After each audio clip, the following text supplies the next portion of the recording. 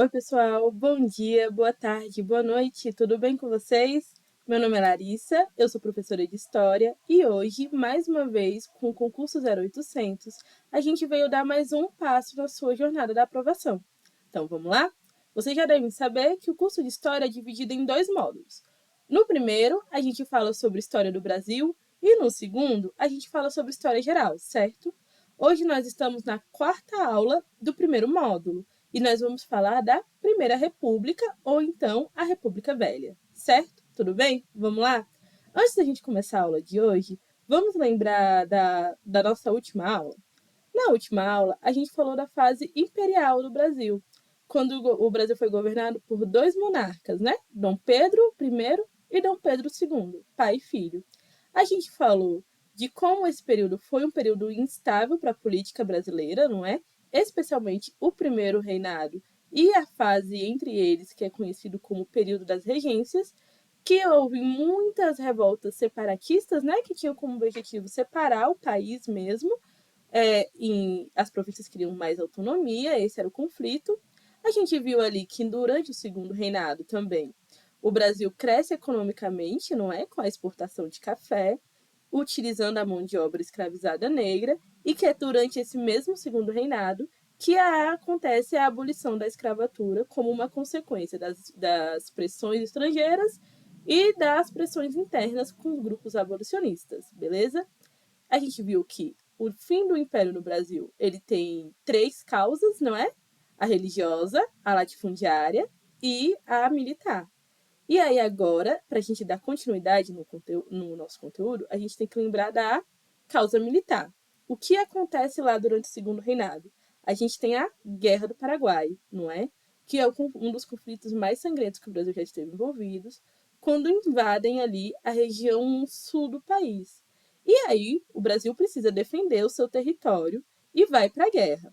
Nessa guerra, os militares lutam, e ainda aliados a escravizados, que foram para a guerra com a promessa de conseguirem a sua carta de alforria, não é? E o Brasil volta vitorioso da guerra. Quando esses militares voltam da guerra vitoriosos, eles esperam ter o quê? Mais reconhecimento, mais participação política na coroa, não é? E eles não têm esse reconhecimento. Os salários não aumentam, eles não conseguem ter mais participação ali dentro da corte.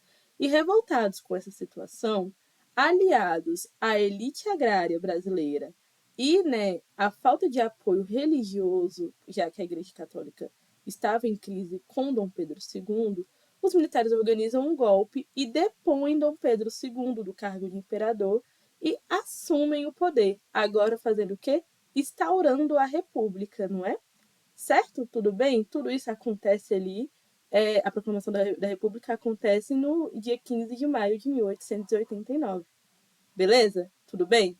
Vamos entender então o que acontece na Primeira República Brasileira? Vamos para o nosso material?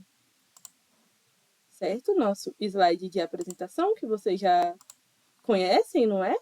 Certinho. Vamos lá, vamos voltar para o material.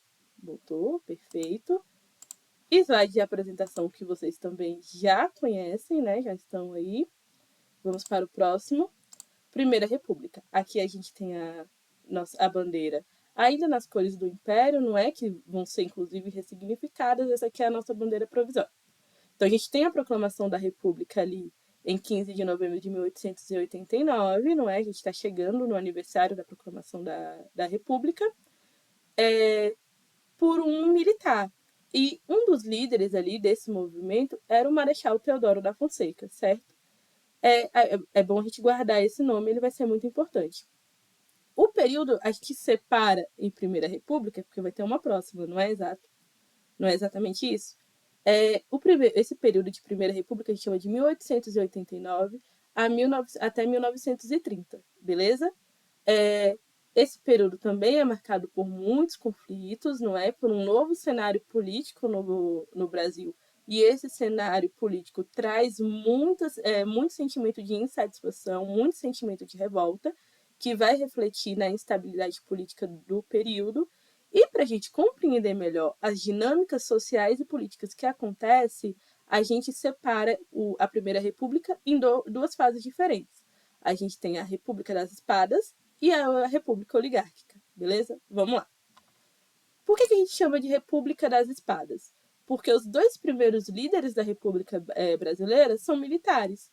Primeiro, o Marechal Deodoro da Fonseca, que assume assim que a República é proclamada, e em seguida, Floriano Peixoto, também um militar. O Floriano Peixoto, no primeiro momento, era o vice-presidente do Deodoro da Fonseca, certo? Então, o Marechal responsável é o primeiro presidente, é responsável pela promulgação da Constituição de 1891, né? Que vai ser a nova Constituição Republicana, que a gente tem a capa da original. E aí a gente tem algumas mudanças. As principais são, né? A separação do Estado, Estado com E maiúsculo, falando de governo, né? E a Igreja. E a Igreja aqui, a gente está falando do catolicismo. Vamos lembrar que na Constituição de 1824, promulgada lá por Dom Pedro I, o catolicismo era a religião oficial do Brasil. Existia uma prática religiosa que era legalizada, né? Aqui não há mais essa questão. O catolicismo ainda vai influenciar na política? Vai, né? A gente tem as dinâmicas sociais acontecendo, mas há uma separação do que é papel do Estado e do que é papel da Igreja, certo? A adoção do federalismo e a adoção do sufrágio universal masculino. As mulheres ainda não votam aqui, e aí a gente vai ver também que esse sufrágio universal tem algumas questões, né? Porque apesar de ser aberto para todos, o Brasil tem uma série de questões que fazem com que não sejam também todos os homens que irão votar, certo? Beleza? Quando ainda sedenta ali pelas pressões, não é? E pelas questões militares, o Marechal Deodoro da Fonseca precisa sair do poder. O que é? Porque ele assume provisoriamente, né? O que era necessário que acontecesse? Que houvessem eleições, não é? Só que o Marechal Deodoro da Fonseca acredita que o melhor se acontecer junto ali, né, com a sua organização, é que o seu vice assuma a presidência do Brasil. E é isso que acontece. Floriano Peixoto, então, assume como presidente.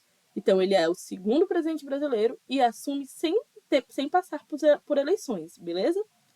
Ele recebe o apelido de Marechal de Ferro. Por quê? Vai acontecer ali entre os anos de 1891 e 1894 a Revolta Armada, que era uma revolta ali que aconteceu na Marinha, não é? Por melhores condições de trabalho. E o Floriano Peixoto vai reagir de forma muito brusca, né? Com alto poder bélico ali sobre os marinheiros. E aí a revolta armada é desmanchada, não é? E ele ganha ali o título de Marechal de Ferro, beleza? Vamos lá? Vamos continuar? Aí, com o fim ali do mandato de Floriano Peixoto, a gente tem as primeiras eleições do Brasil. E aí começa, de fato, o que a gente chama de República das Oligarquias, né? Ou República Oligárquica. O que seria a República Oligárquica? Uma espécie de governo que a gente chama de governo de poucos. É isso que significa oligarquia, não é? Onde uma pequena elite vai comandar o país. E que elite é essa no Brasil? É uma elite agrária. Então, são os grandes proprietários de terra que vão comandar como funciona a política no país. A gente tem dois partidos, não é? O Partido Republicano Paulista em destaque, né? O Partido Republicano Paulista e o Partido Republicano Mineiro. E esses dois partidos eles vão alternar entre a presidência do país, beleza? A gente tem o presidente Prudente de Moraes, né, como o primeiro presidente eleito ali em 1894. E aí, logo em seguida, a gente tem Campos Salles eleito também, não é? Para governar. E quando Campos Salles assume o poder, ele instaura ali a tal política dos governadores. O que é essa política dos governadores? É uma dinâmica de assistência entre o governo federal e o governo estadual. Como vai funcionar isso?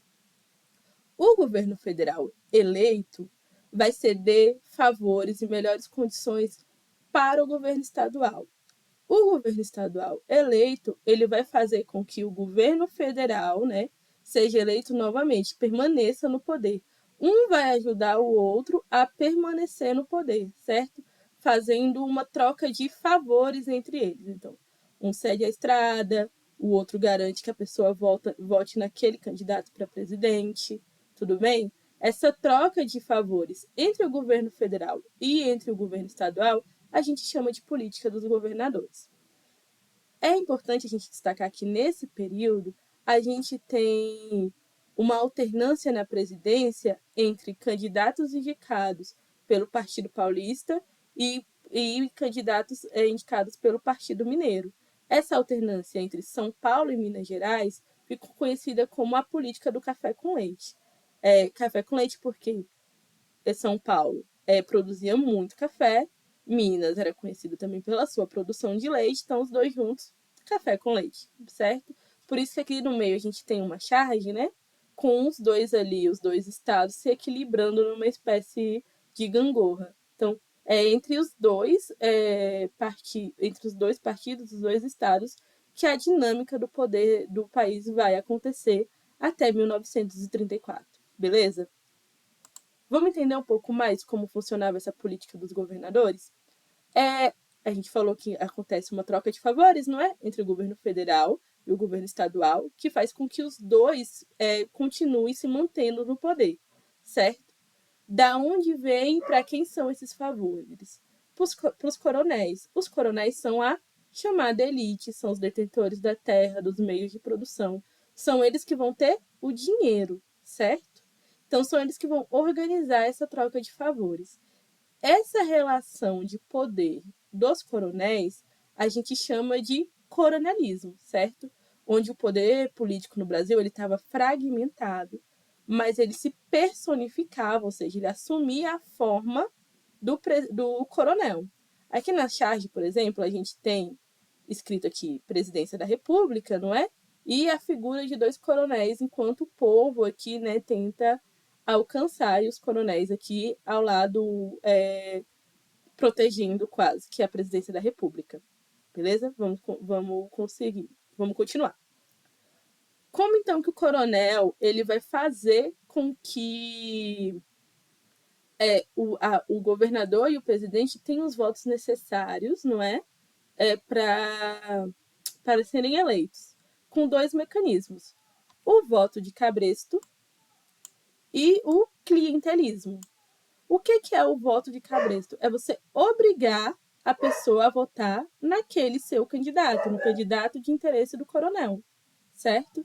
Aí aqui a gente tem uma chargezinha, né, de uma ilustração do que é um coronel com uma espécie de arreio que usa para cavalo numa pessoa que está ali, né, no eleitor, depositando o seu voto. Era um voto obrigado, não é? A gente ainda usa essa expressão até hoje de voto de cabresto, mas nesse sentido de voto obrigado, coercitivo, que a pessoa não tinha escolha, tinha que votar no candidato do coronel. Muitas vezes porque esse coronel, ele controlava todo o comércio da cidade, né? Toda a estrutura. Então, se você quisesse usar a estrada, se você quisesse vender o seu produto, se você quisesse fazer qualquer coisa no território, você ia precisar passar pela figura do coronel, certo? E o clientelismo, ele é justamente o nome dessa troca de favores, de relação do ofertador, né, do produto, e do cliente, que é aquele que vai consumir. Então, eu melhoro a estrada da tua fazenda e você vota, você garante que tal candidato ganhe. Eu compro no seu comércio e você vota no meu candidato. Eu permito que você venda na minha feira e você vota no meu candidato. É essa relação de troca de favores que a gente chama de clientelismo, certo? É a venda do voto, beleza? Essa relação de coronelismo e clientelismo, elas são a base da tal política dos governadores, tudo bem? Vamos continuar.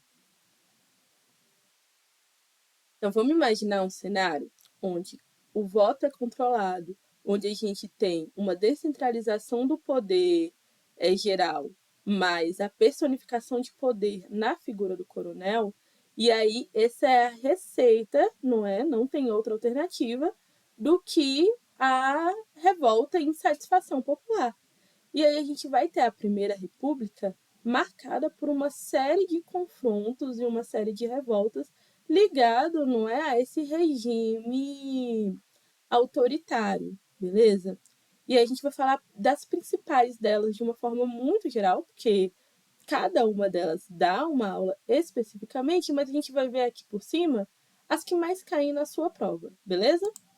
Então a gente tem a Guerra dos Canudos, na Bahia, a gente tem a Revolta da Vacina no Rio de Janeiro, do Rio de Janeiro, que é uma revolta muito importante para nossas provas, especialmente no Enem. O Enem cobra bastante a Revolta das Vacinas, que acontece ali no Rio de Janeiro, em 1904. Primeiro, com a intenção, o Rio de Janeiro ele precisava se modernizar. Ele queria ficar ali parecido com o que era Paris do período, tanto que o Rio tem uns prédios até hoje, né? Umas fachadas bem europeias, né? Avenidas bem largas, o estilo parisiense que tentaram imitar no Rio de Janeiro. Essa revolta, para fazer isso, era preciso derrubar cortiços, porque uma vez que a escravidão foi abolida, sem um plano de integração das pessoas na sociedade, essas pessoas foram habitar o quê? As ruas, os morros, os centros das cidades em cortiços. E esses cortiços eles tinham a higiene e não tinham um sistema de saneamento, era muito comum ter rato, sujeira, a proliferação de doenças. E para o Rio de Janeiro se modernizar, precisava que esses cortiços deixassem de existir. Então, o governo do Rio de Janeiro vai incentivar o que? A derrubada, a expulsão dessas pessoas desses cortiços. E aí as pessoas vão caminhando para as margens da sociedade. E aí surge o termo marginalizado, porque é aquela pessoa que está na borda. E onde é essas bordas ali no Rio de Janeiro, né? São os morros. As pessoas vão ocupando esses morros, não é? E vão construindo o que a gente chama hoje de comunidade periférica, certo? Mas a revolta da vacina vai eclodir principalmente quando o governo decide obrigar a população, sem uma campanha de conscientização antes, a tomar a vacina. A vacina da varíola, que era no braço, não é? E aí os agentes sanitários coercitiam as pessoas a tomarem a vacina. É, Era constrangedor, especialmente para as mulheres, porque a gente tem, né, o pudor da época também, a gente não pode esquecer disso, mas as pessoas eram obrigadas a tomar. Além disso, né, de tudo isso, a gente tem a ascensão de uma pessoa, que é o Oswaldo Cruz, que inclusive vai ser homenageado pela Fiocruz, né, como um grande protagonista ali nesse projeto de vacinação obrigatória da população. Então, combinado com muitos fatores, a gente tem a eclosão da revolta da vacina no Rio de Janeiro, certo? Então, desinformação mais insatisfação popular levou à revolta da vacina, beleza? Dá para fazer, como eu já disse, né, uma aula só sobre revolta da vacina e sobre todas as outras, mas a gente ainda vai avançar. A gente tem a revolta da Chibata, também no Rio de Janeiro, em 1910. A revolta da Chibata acontece na Marinha, e aí aqui na revolta da Chibata a gente tem o destaque do João Cândido, que era um marinheiro. O que acontece? Na Marinha, apesar da abolição da a abolição da escravatura já ter acontecido, ainda eram permitidos os castigos físicos, especialmente usados contra os marinheiros negros. E aí os marinheiros negros se organizam, né? Na chamada Revolta da Chibata, a gente tem em ascensão, em destaque, a figura do João Cândido, que lutava pelo fim desses castigos físicos e por melhores condições de trabalho, até que fosse proibido de fato os castigos físicos na Marinha. E a gente tem a Guerra do Contestado também, ali na região sul, mais uma vez por uma questão territorial, porque o sul era constantemente, né, tinham suas terras ali invadidas pelos vizinhos, certo? Vamos lá. A Primeira República, então, a gente já viu. que é um período de uma dinâmica política bastante intensa, não é? Com muitos detalhes, mas a gente não pode esquecer do que estava acontecendo no mundo, não é? Então, se no Brasil a gente tem todas essas revoltas, no mundo a gente tem a eclosão da Primeira Guerra Mundial, o primeiro grande conflito global, né, que envolve muitos países. E aí o Brasil entra na guerra ali no final, não é? Mas a Primeira Guerra Mundial, especialmente ali na Europa, ela vai fazer com que as pessoas percam suas casas, seus trabalhos, não é? E aí o mundo, especial, muito fomentado também pelo governo brasileiro, vai olhar para o Brasil. Primeiro, para o Brasil ajudar na guerra, o Brasil realmente entra na guerra ali no final, mas as pessoas vão começar a reconstruir as suas vidas, não é? No Brasil. Então tem um incentivo da imigração para o Brasil. Então a gente vai receber muitos franceses, italianos, alemães também, especialmente na região sul, mas ali italiano na região de São Paulo. Esses imigrantes, eles vêm para o Brasil para ocupar um espaço que seria ali dos ex-escravizados, certo? A maioria desses imigrantes, eles chegam aqui pobres, né? Muito pobres, tentando reconstruir a sua vida da guerra, mas eles não chegam na condição de escravizados, mas vão encontrar condições de trabalho ruins, mas vão refazendo ali a vida e ocupando o território brasileiro, certo? Então, a gente tem a Primeira Guerra Mundial, enquanto aqui no Brasil a gente vive a Primeira República, né? E a gente tem também a crise de 1929, né? A quebra da Bolsa, quando a gente tem ali uma crise nos países capitalistas, especialmente nos Estados Unidos. O que essa crise tem a ver com o Brasil? A crise de 1929 vai influenciar na nossa exportação de café diretamente, não é? O café ainda é o principal produto brasileiro, mas com o mundo em crise, né, comprando cada vez menos, o Brasil fica sem ter para onde escoar a sua produção. E a gente sabe que crise econômica vai refletir aonde? Na política, né? Então, tendo uma instabilidade econômica, a gente também tem uma estabilidade política, beleza? Vamos continuar. Aí essa crise na, na política, no cenário mundial e no café brasileiro, não é? Vai refletir aonde? No governo de Epitácio Pessoa, não é? Que vai ter que lidar com a revolta do Forte de Copacabana, que é a primeira revolta do movimento tenentista brasileiro. O que era o movimento tenentista? Ele era um movimento político e militar, não é? Que ele abrigava ali, contemplava os oficiais rasos do Exército Brasileiro, que estavam insatisfeitos com essa política da primeira República e que buscavam ali melhores condições de trabalho, buscavam mais poder político, mais representação também, não é? Então, o governo do Epitácio Pessoa vai lidar com toda essa crise política. A gente segue, então, para o governo de Arturo Bernardes, que vai lidar ali também com as consequências da Primeira Guerra Mundial e que vai governar o país em estado de sítio. Significa o quê? Que ele governa o país em um regime de exceção, certo? O que é o regime de exceção? É quando o presidente ele consegue governar tendo muitos poderes nas mãos.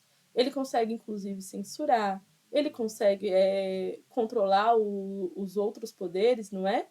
Porque o país está passando por uma grande crise, uma grande dificuldade, certo? O estado de sítio é uma tentativa de manter uma certa estabilidade e unidade política no país. Então, o Arthur Bernardes vai governar o Brasil em estado de sítio. E o seu sucessor, o Washington Luiz, que vai governar de 1926 a 1930, ele é responsável pelo quê? Por não obedecer à política do café com leite. Lembra que a gente falou no início da aula que São Paulo e Minas Gerais, eles deviam equilibrar ali uma hora Minas Gerais, uma hora São Paulo, uma hora Minas Gerais, uma hora São Paulo, na presidência da República? O Washington Luiz, que deveria apoiar um candidato do Partido Republicano Mineiro, decide apoiar um candidato paulista, né? E aí, esse candidato paulista, que era o Prestes, né, não agrada a base mineira, que esperava pelo seu poder. A base mineira, organizada ali com os militares também, insatisfeitos com o governo da época, vai organizar um golpe que vai depor o Washington Luiz e não vai permitir que o seu sucessor assuma, certo? E quem vai assumir agora? Um cara chamado Getúlio Vargas, certo?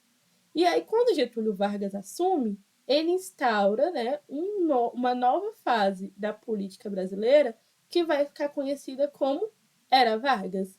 Mas isso aí também é conteúdo para nossa próxima aula. E aí, pessoal? Deu para entender tudo? Muita coisa, não é? Essa fase da Primeira República teve 13 presidentes diferentes, mas a gente se concentrou naqueles que tiveram um governo com acontecimentos mais expressivos, porque não dá para passar pelos 13, beleza? Mas é isso que você precisa levar para sua prova. Ficou alguma dúvida, alguma dificuldade? Vocês já sabem, não é? O que você tem que fazer? Comentar aqui embaixo que a gente volta para responder. Mas aí, já que falamos tudo que tínhamos que falar, a gente chegou na hora de treinar. E aí, vamos treinar? Questão 1. Vestibular da PUC, PUC do Rio Grande do Sul, Medicina. Medicina também é um dos vestibulares bem concorridos. Vamos lá. Sobre os primeiros anos da República, são feitas as seguintes afirmativas. A criação de inúmeras políticas as criações de inúmeras políticas sociais possibilitou a incorporação efetiva dos recém-libertos da escravidão à vida republicana com igualdade de oportunidades. E aí, pessoal? Recém-libertos com igualdade de oportunidades? E aí, o que vocês acham? Tá certo ou tá errado? Com certeza tá errado, não é? Os recém-libertos, eles são libertos, mas sem nenhum plano de integração, não é? Inclusive, é o que vai resultar nas revoltas que a gente viu agorinha. Então, não. 2. A repressão das políticas nos setores mais pobres da população, identificados como classes perigosas, tais como capoeiras, boêmios, foi constante. Vamos ler de novo? A repressão política aos setores mais pobres da população, identificado como classes perigosas, tais como capoeiras, boêmios, e foi constante. Então, houve uma perseguição entre os setores mais pobres da população? E aí? Inclusive, a gente viu lá na Revolta da Vacina que modernizar o Rio de Janeiro significou o quê? Banir essa população mais pobre para as margens, torná-los o quê? Marginalizados. Então, essa aqui tá certa. A realização do projeto de reforma urbana de Pereira Passos, no Rio de Janeiro, que incorporou diversos setores sociais em seu projeto urbanístico da capital, dotou a capital da República com amplas avenidas, rede de esgoto, iluminação de rua e distribuição de renda. E aí, pessoal? Pereira Passos é o governador do Rio de Janeiro. Incorporou diversos setores da sociedade? Ele estava interessado em diversos setores? Não estava, não é? Amplas avenidas? Beleza. Rede de esgoto? Beleza. Iluminação na rua? Tudo bem. Agora, distribuição de renda? Não. Inclusive, durante a revolta da vacina, o governo fez uma estratégia, que era pagar para a população entregar ratos. Sabe, rato, a praga urbana, né? Entregar ratos ali na vigilância sanitária e eles receberiam dinheiro por cada rato que foi entregue ali. O que começou a acontecer, então, com a população muito empobrecida?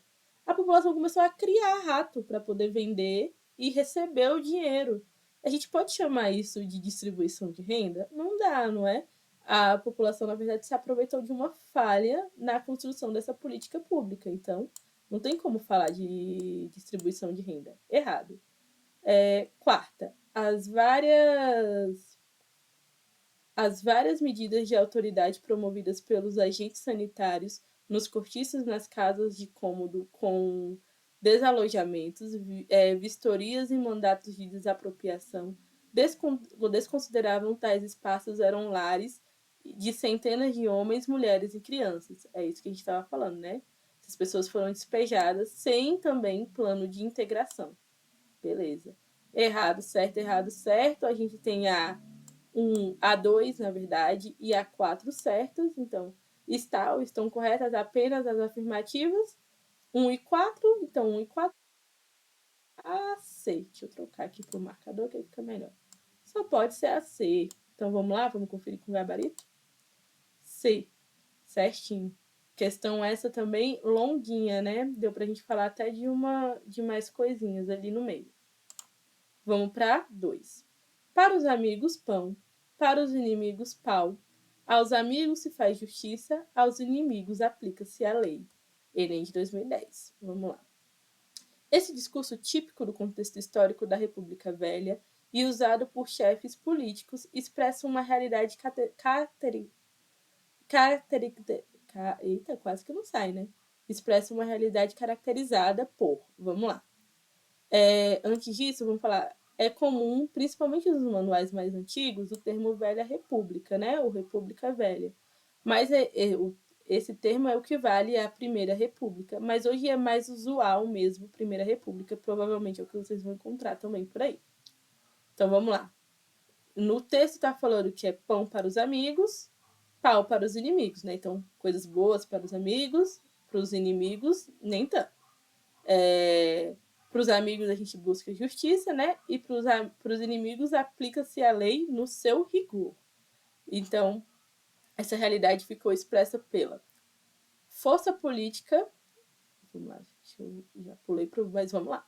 Força política dos burocratas do nascente Estado republicano que utilizavam suas prerrogativas para controlar e dominar o poder dos municípios. Até que sim, né? Mas a gente não está falando de burocratas aqui, né? Quem é que vai dominar os municípios? Os coronéis, que não eram burocratas. B. O controle político dos proprietários no interior do país, que buscavam, por meio dos seus currais eleitorais, enfraquecer a nascente burguesia brasileira? Não, né? Fomentar, inclusive. Pelo mandonismo das oligarquias do interior do Brasil, que utilizavam diferentes mecanismos assistencialismo de favorecimento para garantir o controle do voto. Acho que tem mais a nossa cara, não é?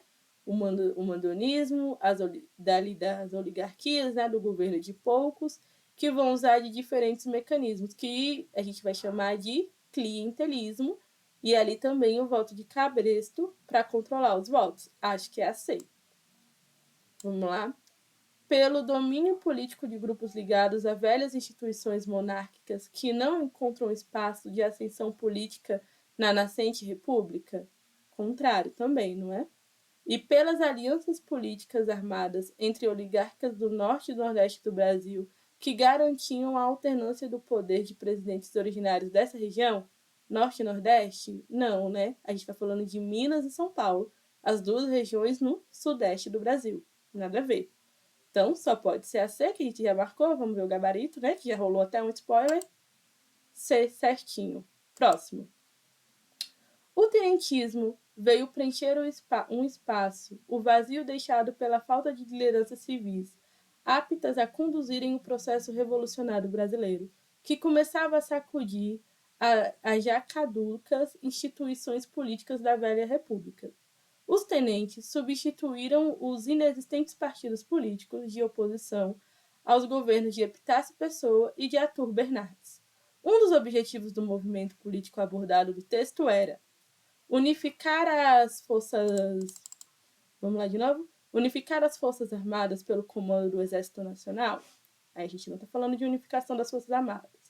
Combater a corrupção eleitoral perpetrada pelas oligarquias regionais, acho que tem mais a ver.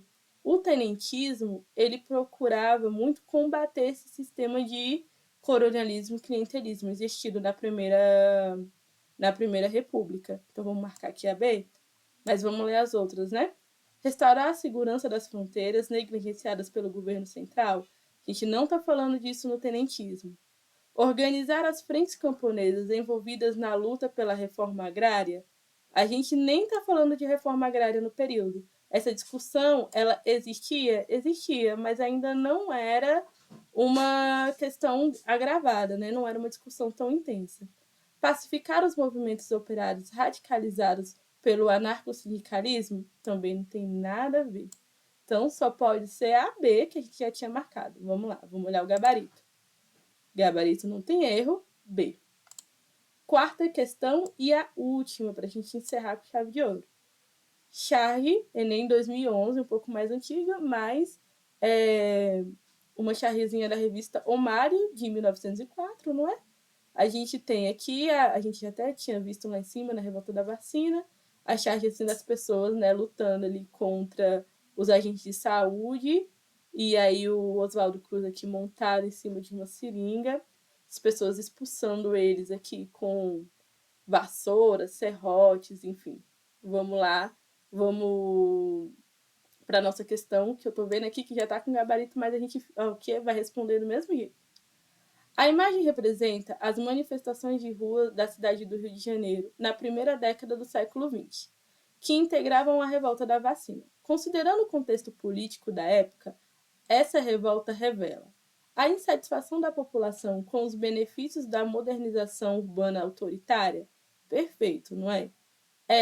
Esses benefícios da modernização, elas não chegavam a essa população que estava sendo expulsa das suas casas, certo? E ela aconteceu também sem um diálogo com essa mesma população. Por isso que é autoritária. Então, mas a gente vai ler todas para a gente ver por que não pode ser as outras. A consciência da população pobre sobre a necessidade da vacinação para a erradicação das epidemias. A gente sabe que a vacinação é um mecanismo para o fim das epidemias? Sim. As pessoas precisavam até ser vacinadas? Precisavam. Mas essa consciência, ela não existia, certo? As vacinas nessa época era uma coisa nova, uma tecnologia nova. As pessoas não tinham muito conhecimento. E o governo fez uma campanha de cima para baixo, sem conscientização das pessoas da importância dessa vacinação. Por isso que ela foi o estopim para a revolta. C. A garantia do processo democrático instaurado com a República, através da defesa da liberdade de expressão da população. A gente pode falar de um processo democrático que não vai ter a participação de todo mundo como uma liberdade de expressão? Não dá para falar disso, não é? D. O planejamento do governo republicano na área da saúde, que abrangia a população em geral. Gente, esse planejamento aqui, ele vai abranger todo mundo? Não vai. Inclusive, novamente, né? Não se cria um plano de educação, não se pensa na população mais pobre. Por isso que a população mais pobre vai se tornar marginalizada. O apoio ao governo republicano pela atitude de vacinar toda a população em vez de privilegiar a elite. Se tem revolta, não tem apoio, né? Então, não tem como ser essa. Vamos lá, então. A gente já marcou, é a A, já temos nossa resposta aqui, é a A. Deu para entender, então? Porque não pode ser as outras alternativas, só a A mesmo? Espero que sim. A gente já está caminhando para o final da nossa aula. Vamos lá. Último slide, se a gente chega aqui, vocês já sabem, né? Estamos no nosso fim. Vocês sabem o que vocês têm que fazer, que é avaliar a aula, né? Deixar o gostei de vocês, comentar aqui embaixo se ficou alguma dúvida, se falta alguma coisa, o que vocês querem ver nas próximas aulas. Pode perguntar à vontade, a gente volta para responder. Se você ainda não é inscrito no nosso canal, se inscreva no canal, avisa para aquele amigo que também está focado no Enem, no vestibular, não é? Para vocês caminharem juntos. Sigam a gente nas nossas redes sociais, tanto na do concurso 0800 como na jornada da aprovação, certo? Eu espero encontrar vocês todos lá. A gente se vê na nossa próxima aula. Força aí nos estudos de vocês. Até a próxima, tá bom? Tchau, tchau, gente. Boa noite.